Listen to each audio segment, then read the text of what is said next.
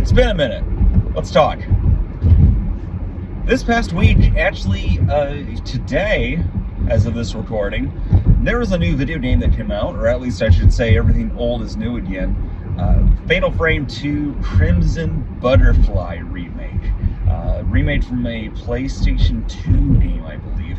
It follows the story of two twins who are stuck in a lost village and have to go traipsing around in order to get out of it using an artifact called the Camera Obscura, which is a supernatural camera that lets you take photographs of the dead and help trap them.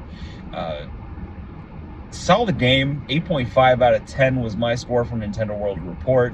I think there is a little bit of qualms I've got with some of the gameplay of it, but small squabbles. But what makes that game great and truly worth playing is the same thing that makes horror movies great, which is great audiovisual design. Visually, it's got the right mood, the tone, the darkness, the unsettled creepiness. Everything has that sort of grime and filth in a nasty sort of dream-like state. The sounds, like you want to talk about proper horror sounds, that sort of like shrills and shrieks, and the timing of things is impeccable. And they don't sound like your standard violent shrills. It's sort of a more of a hollow sound that really just it grates against your ears in that really great horror show kind of like, I don't like what I'm hearing, I don't like what I'm seeing kind of stuff. And it just reminds me of how much importance there is in actual design of the craft rather than just the output of the game itself. For example, video games are kind of a conglomeration of a lot of different art styles. There's of course the gameplay itself, but then there's music, art direction, production design, and just general direction and pacing of the story itself, writers, storytellers. And a lot of times gaming is really derivative. And what I mean by that is that a lot of the storytelling is heavily borrowed from different works of art, whether it's literature or movie or television.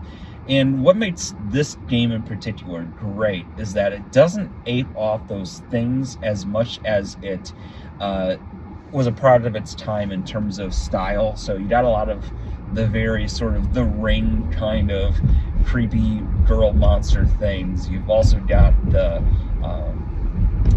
sort of the stark black and whites and some of the flashbacks. It feels very of its time too.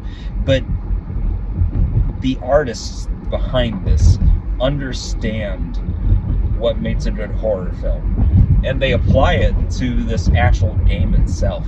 And not only that, but they use the intricacies of video games in particular that makes it a wholly new special horror event. So this Camera Obscura thing, the combat, it's kind of chunky and slow, but structurally it is awesome. You have to focus in your camera at these ghosts that'll sort of do weaves and bobbings, and they have these creepy faces and screams and howls that you expect. But the way the game forces and it fixes your gaze to these creatures, to these horror shows, it gives them so much control in how they try to scare you, And part of what horror needs to have you do is pay attention to what's happening on screen and really focusing, because it not only just forces you to look into one spot, but then it allows them to pick and choose their timing as well in a way that I think if you were just sort of walking through a space, it wouldn't be as clearly directed. Wonderful game, straight up 8.5 out of 10. I think if you are a horror movie fan and have much of an inkling towards video games, Fatal Frame 2 Crimson Butterfly Remake is a solid choice for your gaming dollars and time. I think it's a perfect example of, after years and years of doing horror movie stuff with the Binge Buddies team, what makes a good horror movie. They understand the ethos of that, and I think it's just a perfect example about how video games as an art form, even when they were talking about them borrowing off of themes and ideas from other mediums, the agency and the way that you move in the game is just an extra layer of direction that isn't quite considered, I think, as keenly in movies and television, and it's something that makes it a really unique, cool experience. If you're interested in hearing me gab more, hearing other guys gab more, hearing middle-aged men with barely a faint understanding of art gab more, you can follow and subscribe to this channel. I'm selfish thing too. You can find me on Super GG Radio, video game podcast. I am on Nintendo World Report if you like my writings there. And then otherwise, we'll just see you next time. Peace.